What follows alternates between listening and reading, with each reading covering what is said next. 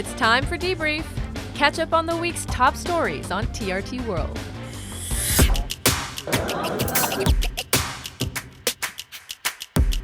Technologies.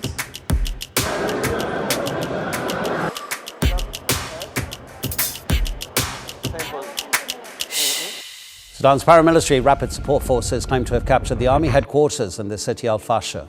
Videos circulated by the Rapid Support Forces depicting, according to the Sudanese paramilitary group, the capture of Fasher. "We've raised the flag of freedom," this fighter exclaims. Government troops offer a different account. What's not in dispute, however, is that Fasher is a linchpin in the fight for territorial control. Hundreds of bodies piled on top of each other inside Sudan's only health facility in the city of Al Fasher.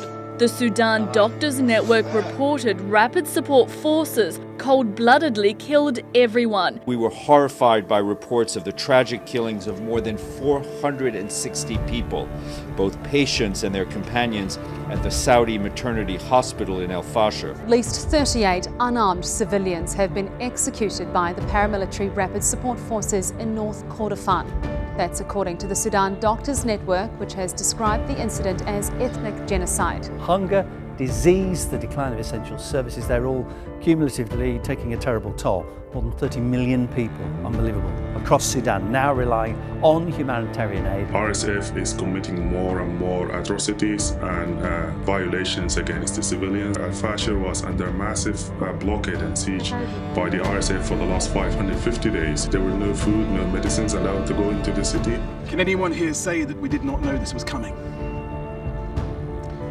We cannot hear the screams, but as we sit here today, the horror is continuing. Those able to flee, the vast majority women, children, the elderly, face extortion, rape, violence on the perilous journey. The Sudanese army and the RSF have been vying for power since April 2023.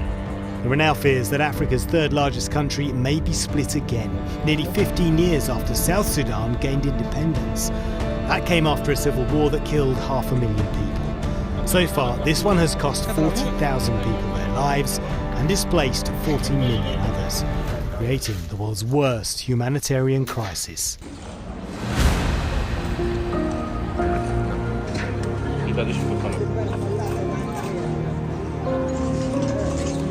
It's been just over 2 weeks since the Gaza ceasefire came into effect, but life in the enclave remains both tense and deadly, with Israel conducting another airstrike in the center of the strip. Israeli army says it carried out a targeted attack, claiming that they have targeted a member of the Islamic Jihad, but there was no proof given by the Israeli military. Hamas says the process to find the unaccounted-for captives will take time due to Israeli restrictions on excavation equipment. Statement from the Prime Minister's office not too long ago saying that he himself gave the green light, approved the entry of the Egyptian engineering team with the necessary equipment. Analysis by the UN of satellite imagery shows 83% of Gaza's buildings to be damaged or destroyed during more than 2 years of Israeli attacks. World leaders have said little about the need to retrieve the 10,000 missing Palestinians believed to be buried under the rubble. I had no choice but to set up my tent inside a cemetery. It's the only place left for us to stay. For many displaced Palestinians, this is what survival now looks like. A tent beside a tomb, waiting for a safe place that no longer exists. Now, Hamas has handed over the body of another deceased hostage to Israel on Monday. Forensic tests will now be carried out to identify the remains. If confirmed, it will be the 16th of 28 dead captives to be returned under the ceasefire deal. Gaza's humanitarian situation is worsening rapidly. That's according to the UN, who say Israel is still blocking essential shelter and food supplies with winter fast approaching. The Norwegian Refugee Council says between the 10th and 21st of October this year, 99 requests by international NGOs to deliver vital aid, including tents, blankets, food and hygiene kits, were rejected by Israeli authorities. We begin this hour with breaking news in Gaza, where at least 9 Palestinians have been killed after the Israeli military carried out powerful attacks. The Palestinian group has also denied responsibility for what Israel described as a shooting attack in Rafah, which Benjamin Netanyahu used to justify the series of deadly airstrikes. The latest Israeli attacks are the largest since a ceasefire was declared earlier this month. There have been others since the deal, but this has killed more than 90 Palestinians during the period when the guns are supposed to be silent.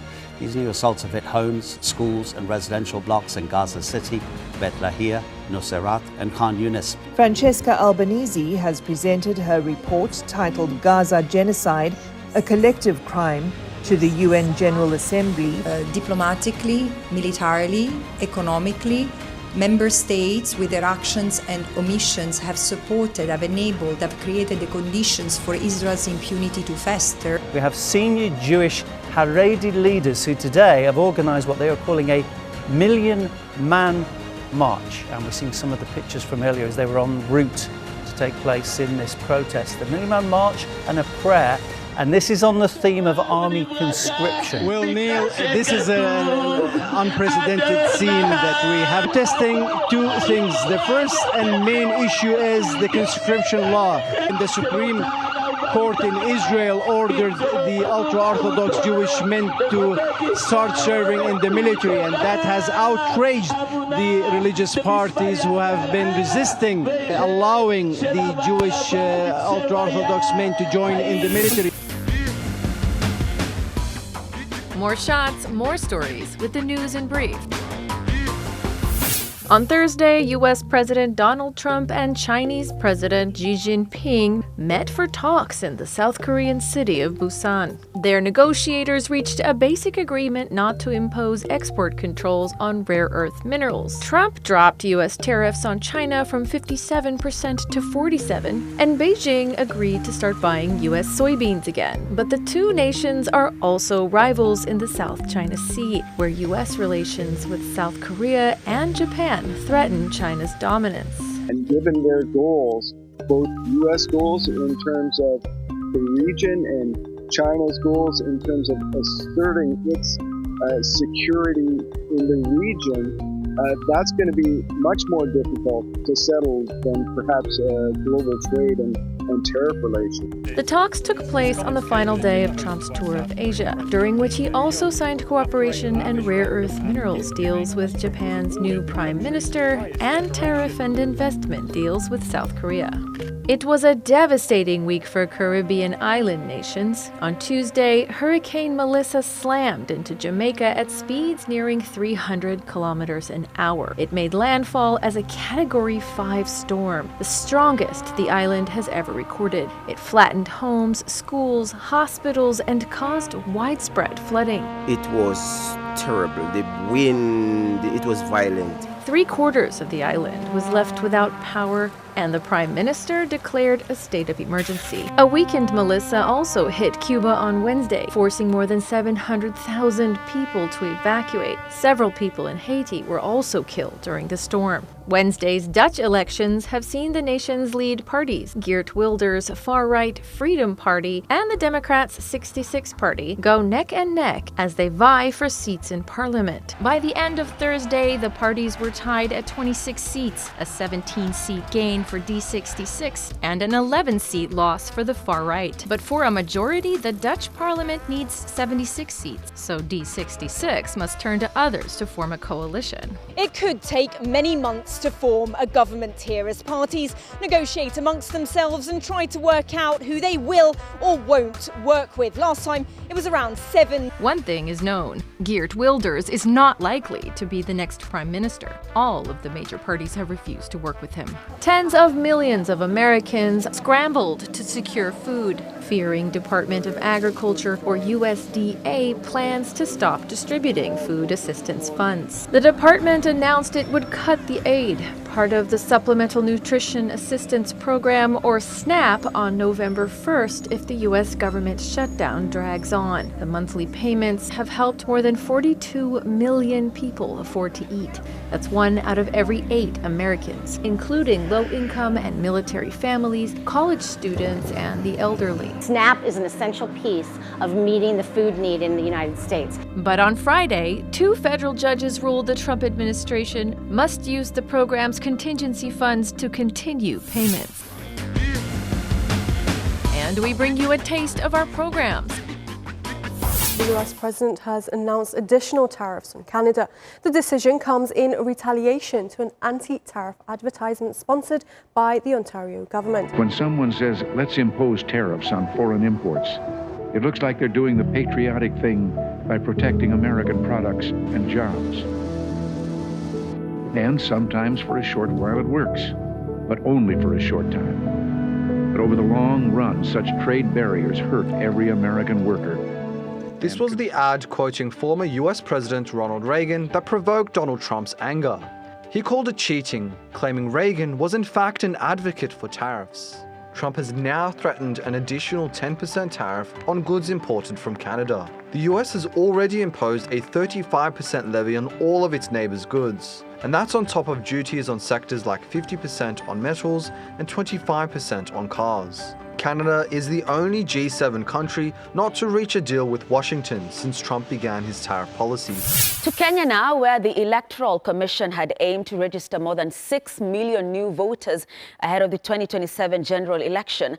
But the nationwide registration has closed with a disappointing turnout, especially among young people. I see that we young people understand each other, what we want.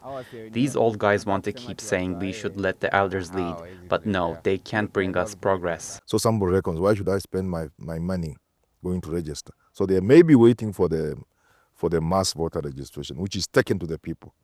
That's one reason. But the main reason is nothing has changed. We are not saying anything to make the young people feel like there's need for voting. It was history in the making in Spain on October 19th as Turkish rider Toprak Razgatlıoğlu clinched his third World Superbike Championship with a bit of last day drama and resilience, capping off an amazing year. Last time we spoke, you had a lot of nicknames: El Turco, Mr. Stoppy. You're now triple Toprak, right? Can you take us through that last race, starting from P10, going all the way to P3? Was that the toughest race of the season for you? For me, the season is not really good because we are starting not really strong. Rules is changing for this year, but rules is changing is too late. And after we are not did any test with the new bike, and because the new bike is different, the chassis, but the chassis change everything. I'm thinking a lot the rules and talking about this a lot in the rules and the chassis and Ducatis. When I'm talking with Kenan in Turkey, he say, Toprak, stop. You don't need to talk a lot.